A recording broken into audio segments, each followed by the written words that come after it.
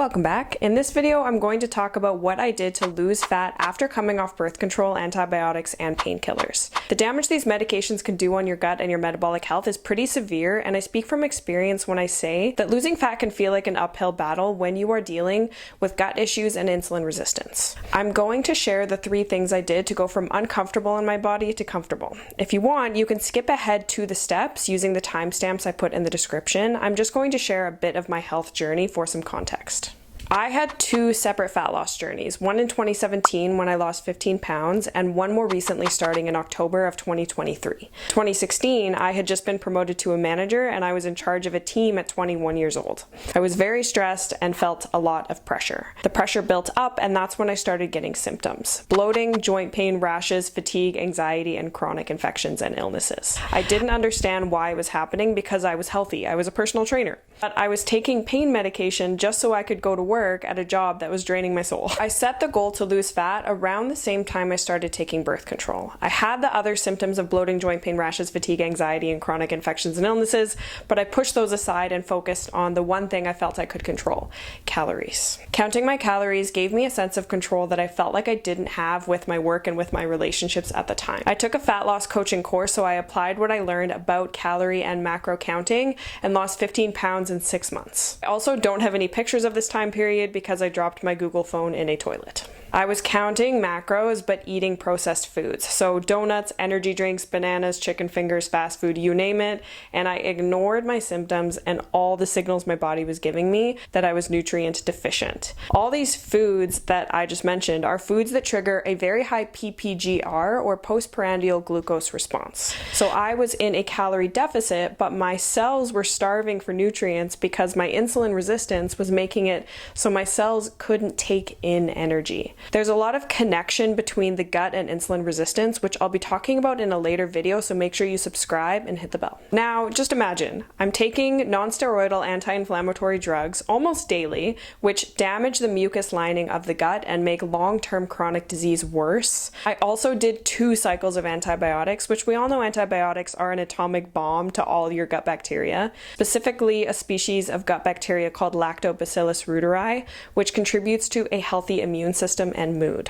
I'm eating a diet of processed foods that cause inflammation and insulin resistance. The side effects listed on birth controls are concerning, but I ignored them. To summarize, all these medications I was taking were increasing inflammation, and my body couldn't repair that inflammation as fast as I was bringing it in. In one of my other YouTube videos, I talk about my hospital experience and how I healed my other symptoms with nutrition, exercise, and stress management, so I'll link that below.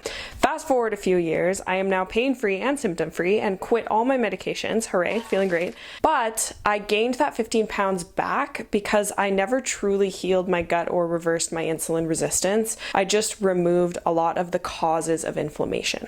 There are 3 specific things that I did to lose 3 inches from my waist, become more insulin sensitive, and lose 7 pounds of fat in 3 months. Number 1 is I started doing high intensity interval training outdoors. When you exercise vigorously, such as sprinting, you can't get oxygen to your cells fast enough, so they have to produce their own oxygen, and they do that with stored fat. HIIT will help you shed the liver and muscle fat that is causing your symptoms. Also, your skin, which is an endocrine organ, takes in vitamin D3 from the sun, which makes a hormone in your body called hydroxyvitamin D that helps your DNA and your immune system. If you aren't doing HIIT and you aren't getting vitamin D, the symptoms you get are chronic illness, belly fat, depression, and thinning of the skin. The best way to exercise outdoors is walking and sprinting.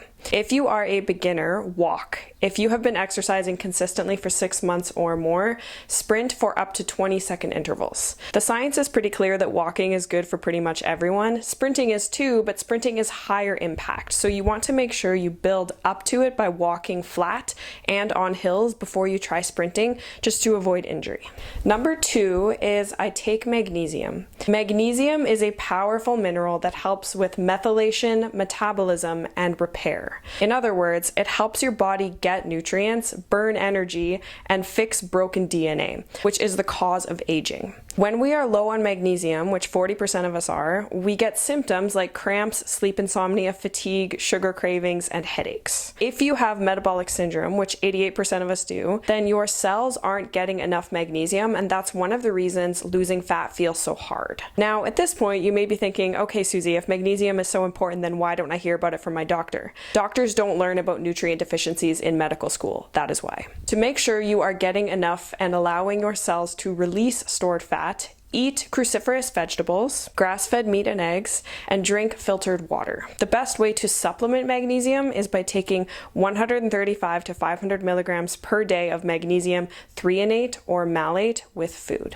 Number 3 is I eat a low-carb diet. I know what you're thinking. Susie, a low-carb diet? Really? Aren't you a personal trainer? Don't you need carbs to train? Yes and no. Let me explain the science. To lose fat, we want to keep insulin low. Insulin is the hormone that gets glucose out of the blood and into the cells after we eat. The problem is when we eat a lot of carbs, there's a traffic jam because the glucose can't get into the cells because there's too much insulin, so the cells become resistant to it. In other words, too many carbs causes more fat to be stored. And fat being stored in organs is at the root cause of symptoms. I have 2 videos on this that I will link below. One of them breaks down how to calculate calories and macros as well as a grocery list, and the other talks more specifically about a low-carb diet that is great for weight loss.